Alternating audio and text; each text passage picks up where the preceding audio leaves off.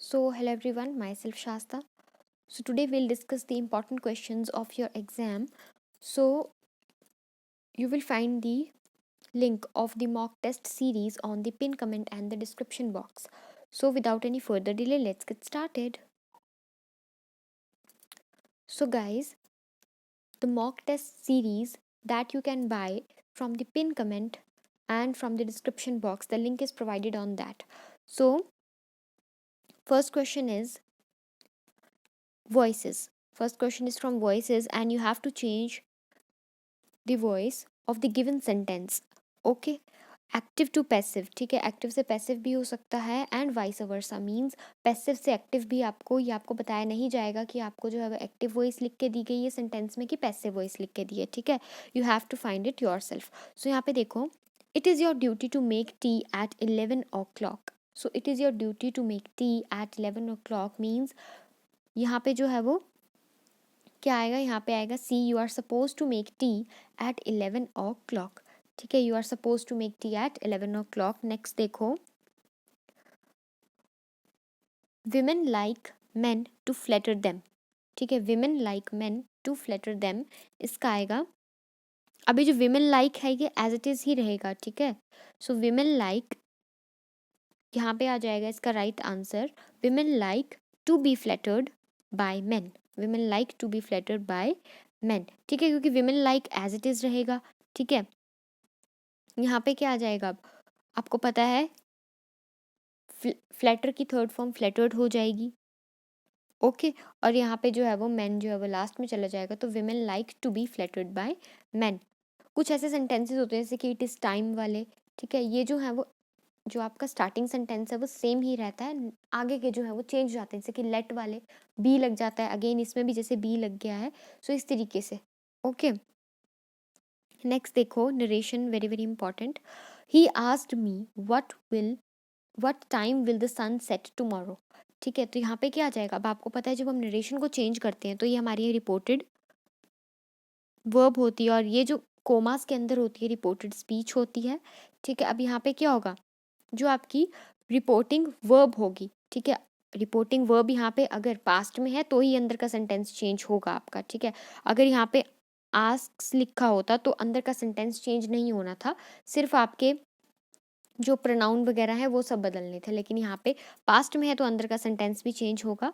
ठीक है, तो ये he asked me as it is रहेगा. अब यहाँ पे देखो, वर्ड से स्टार्ट हो रहा है सेंटेंस. जब आपके WH क्वेश्चन से सेंटेंस स्टार्ट होता है, WH क्वेश्चन का मतलब होता है व्हाट, वेयर, वाई, इन सब अगर क्वेश्चन से सेंटेंस स्टार्ट हो रहा है सो ये एज इट इज़ ही लिखेंगे हम. ही आस्क्ड मी व्हाट. ठीक है, यहाँ पे दैट जो है वो हम नहीं लगाएंगे. ठीक है, दैट हमने नहीं लगाना है, यहाँ पे हम व्हाट ही लिखेंगे. ठीक है, अगर यहाँ पे हाउ भी लिखा होता तो भी, मतलब WH क्वेश्चंस जो है वो तुम्हारे इसमें 5W और 1H आ जाता है. एक H हाउ का और व्हाट, वेयर, वाई, व्हेन ये आ जाते हैं. ठीक है, तो ही आस्क्ड मी व्हाट. ठीक है, अब व्हाट आ गया यहाँ पे. अब व्हाट तो इन्होंने सभी में लगाया है. ठीक है, नेक्स्ट देखो, अब व्हाट का हो गया. ठीक है, अब आपको पता है जो क्वेश्चन मार्क से ये सेंटेंस जो है वो एंड हो रहा है. लेकिन हमने जब इसको नरेशन में जब हम करते हैं, जब चेंज करते हैं हम, ठीक है, इनडायरेक्ट स्पीच में जब हम चेंज करेंगे इसको, तो हम क्या है, इस क्वेश्चन मार्क को हटाएंगे तो हमने उसकी जगह फुल स्टॉप इंसर्ट करना है. फुल स्टॉप इंसर्ट बेशक हम कर देंगे लेकिन लिखेंगे हम व्हाट ही.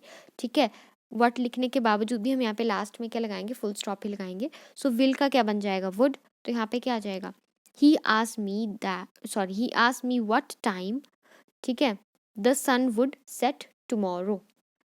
ठीक है, अब तुम लोग क्या करोगे, ये वाला आंसर लगाओगे. ठीक है, तुमने क्या देखा, सिर्फ आपने वट को वट रहने दिया, विल का वुड किया. लेकिन आपने ध्यान रखना है कि अगर आप जो हैं वो ये सब चीज़ें चेंज कर रही हैं तो इसमें टाइम भी चेंज होता है. ये आपके वॉइसेस नहीं है कि आप एज इट इज़ ही लिखेंगे. तो टुमारो का हो जाएगा क्या, नेक्स्ट डे. ठीक है, tomorrow is change into the next day. Okay, so ये है. नेक्स्ट देखो, अब तुम्हारा 36.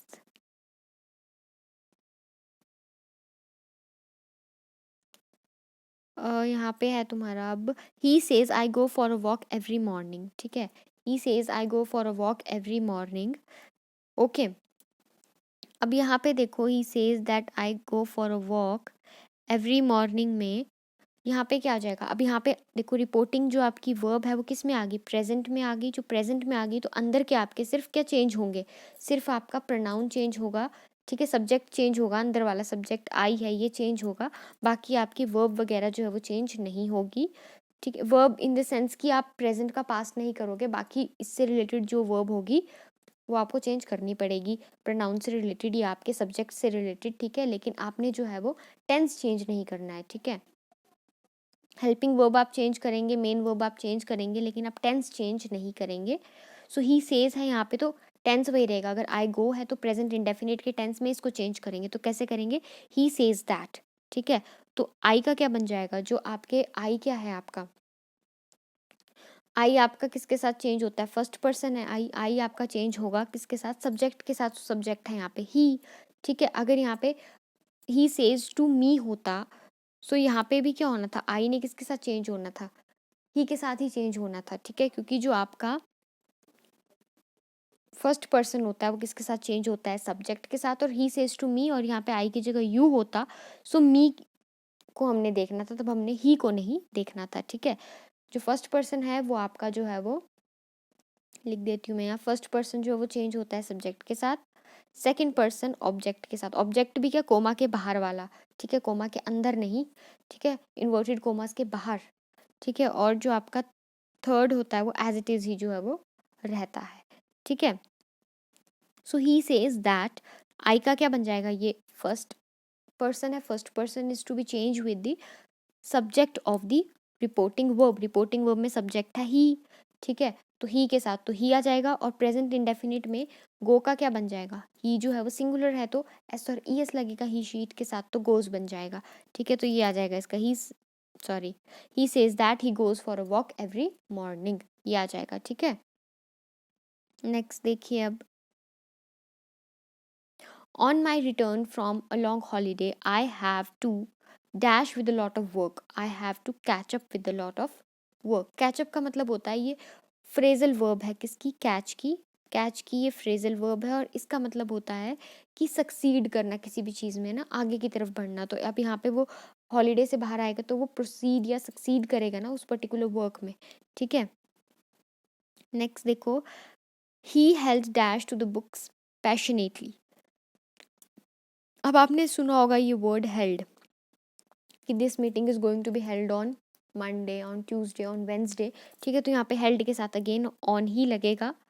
नेक्स्ट 39 इन्होंने बोला है, choose the one which best expresses the meaning, means आपको सिनोनिम जो है इसमें प्रूडेंट का आपको चूज करना है। सो प्रूडेंट का सिनोनिम होता है कॉशियस, कॉशियस मीन्स जो केयरफुल होते हैं, ठीक है, केयरफुल होते हैं, जिनको हम एंग्शियस भी बोलते हैं, ठीक है।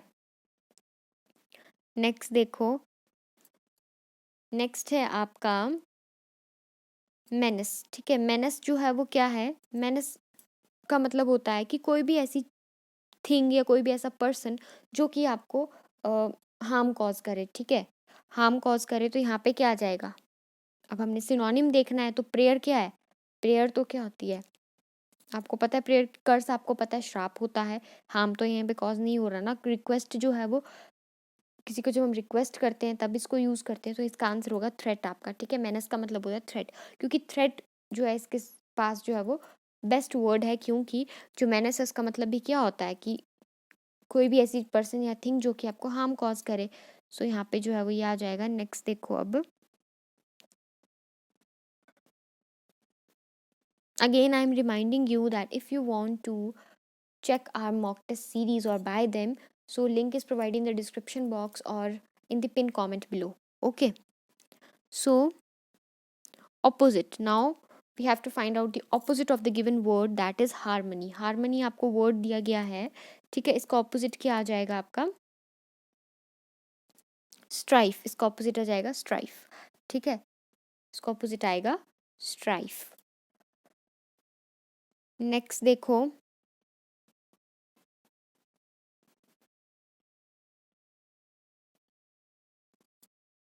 नेक्स्ट है आपका एनिमोसिटी। एनिमोसिटी का मतलब, क्योंकि मिसचीफ का मतलब आपको पता है शरारती होता है ना, एनोइंस का मतलब होता है चिड़चिड़ा, क्रूअल्टी का मतलब क्या होता है निर्दयी, है ना, जो ऐसी भावना रखता है किसी के प्रति जो है वो निर्दयी होते हैं, ठीक है। यहाँ पे देखो अब ऑपोजिट एनिमोसिटी वर्ड का, एनिमोसिटी वर्ड का ऑपोजिट होगा लव। ओके, नेक्स्ट देखो अब वन वर्ड सब्स्टिट्यूशन आ गया। A system of government in which only one political party is allowed to function. एक ही पॉलिटिकल पार्टी जो है इसमें फंक्शन करती है, दैट इज टोटलिटेरियनिज्म। ओके, ठीक है। डिक्टेटरशिप आपको पता है, one man rule. Okay, theocracy क्या होती है? Government by divine guidance. Divine guidance means जैसे कि भगवान जिस तरीके से चलते थे उसी तरीके से, है ना, वो राजा वगैरह जैसे करते थे, ठीक है, वो आ जाती है आपकी थियोक्रेसी। नेक्स्ट देखो, customs and habits of a particular group. ठीक है, customs and habits of a particular group, इसको इसका सही आंसर है मोरेज। ठीक है, इसका सही आंसर क्या है? मोरेज। अब मोरेज जो है इसको मोर्स नहीं बोलना है, ठीक है, इसको क्या बोलना है? मोरेज। ठीक है, अब इसको मोरेज क्यों, ट्रेडिशंस क्यों नहीं, ठीक है, रिट्स क्यों नहीं, और सॉरी राइट्स क्यों नहीं, और रिचुअल्स क्यों नहीं? ठीक है, तो अब आप इन सब में फ़र्क देखो।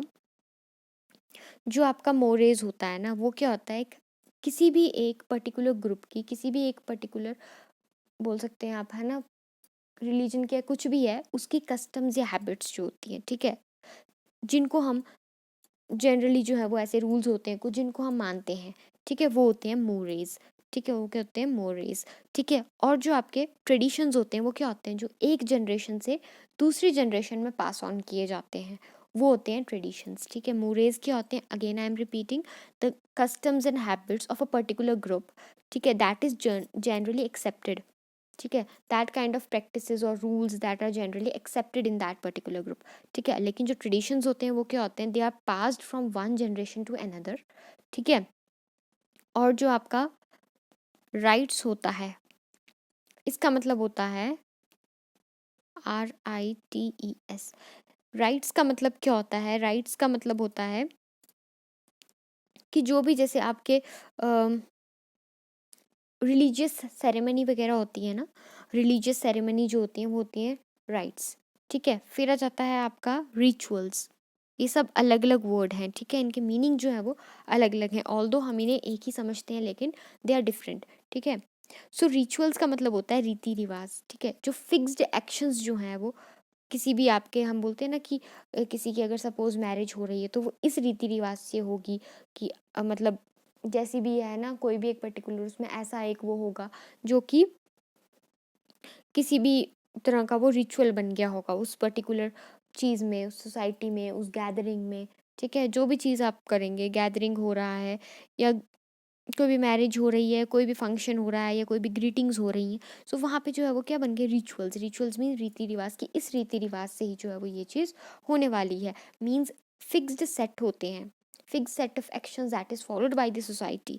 ठीक है, इन अ पर्टिकुलर गैदरिंग और पर्टिकुलर यू कैन से गेट टुगेदर और एनी काइंड ऑफ ओकेजन। ठीक है, तो वहाँ पे आपके फॉलो किए जाते हैं रिचुअल्स। ठीक है, so I hope I am able to clear the meaning of these 4 words. अब देखो यहाँ पे, because of his misbehavior is bound to, he is bound to face the music। ठीक है, face the music में क्या आ जाएगा? यहाँ पे आ जाएगा get reprimand। ठीक है, get reprimanded। सो यहाँ पे get reprimanded का मतलब क्या होगा? get reprimanded, इसका मतलब होता है कि बिकॉज ऑफ हिज मिसबिहेवियर, उसके मिसबिहेवियर की वजह से ही is bound to face the music. Face the music, अब ये तो है नहीं कि लिसन टू द म्यूजिक, ठीक है, ऐसा तो इसका मतलब होगा नहीं। इसका मतलब क्या होगा यहाँ पे कि वो जो पर्सन है, ठीक है, उसको क्या किया गया? गेट रेप्रिमांडेड मीन्स, एक रेप्रिमांडेड you can say a kind of formal expression. ठीक है, जब हम किसी को एड्रेस करते हैं, ठीक है, एड्रेस करेंगे हम, और जब हम किसी की बोलते हैं ना, हम क्लास लगा दी, हमारा रिमांड लग गया, that is the particular word. ठीक है, लेकिन उसकी प्रोनाउंसिएशन हम गलत करते हैं, दैट इज रेप्रिमांडेड। ओके, नेक्स्ट देखो, those who work by fits and starts, ये तो बहुत ईजी है, दैट मीन्स इरेगुलरली।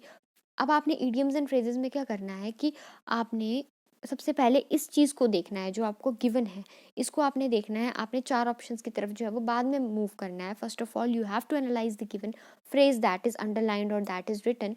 ठीक है, जैसे बाय फिट्स एंड स्टार्ट्स है, ठीक है, तो कभी स्टार्ट कर रहे हैं, कभी उस पर्टिकुलर चीज़ को रोक रहे हैं या कुछ भी है ना, सो वहाँ पे क्या आ जाता है कि कभी स्टार्ट करो कभी रोको, तो इट मीन्स इरेगुलरली। ठीक है, सबसे पहले आपने जो है वो एनालाइज करना है गिवन इसको फ्रेज को, उसके बाद ही आपने जो है वो आगे बढ़ना है 4 ऑप्शंस की तरफ। नेक्स्ट देखो, करेक्टली स्पेल्ड वर्ड, इसमें आ जाएगा आपका ए, 47th का ए है। ठीक है, इसका है सुपरफ्लुअस, सुपरफ्लुअस। ठीक है, सुपरफ्लुअस है यहाँ पे, क्योंकि जब आप एक स्पेलिंग है जैसे कंटिन्यूस, तो वहाँ पे भी NUOUS की इसकी स्पेलिंग होती है। ठीक है, सो ये भी वैसा ही वर्ड है, सुपरफ्लुअस। इसका मतलब होता है कि, मतलब होता है ना, सुपर मीन्स ज़्यादा, है ना, मतलब ज़रूरत से ज़्यादा। ठीक है, मोर देन नीडेड। ठीक है, एक्सीड कर देना किसी भी चीज़ को, exceeding the limits, crossing the limits, you can also say that. Next देखो, find the correctly spelled word. ठीक है, तो ये तो आपको पता ही होगा, C is the right answer, pharmaceutical. Pharmaceutical, pharmaceutical नहीं होता, फार्मास्यूटिकल, इसकी भी प्रोनाउंसिएशन है ई की भी। ठीक है, सो आई होप आपको ये समझ आ गया होगा। अगर आप ज़्यादा वीडियोस चाहते हैं या मेरी क्लासेस से पढ़ना चाहते हैं, सो you can WhatsApp on the given link that is provided in the description box or in the pinned comment. So thanks for watching. I hope you all have understand and I hope you all are studying well. So all the very best and thank you so much.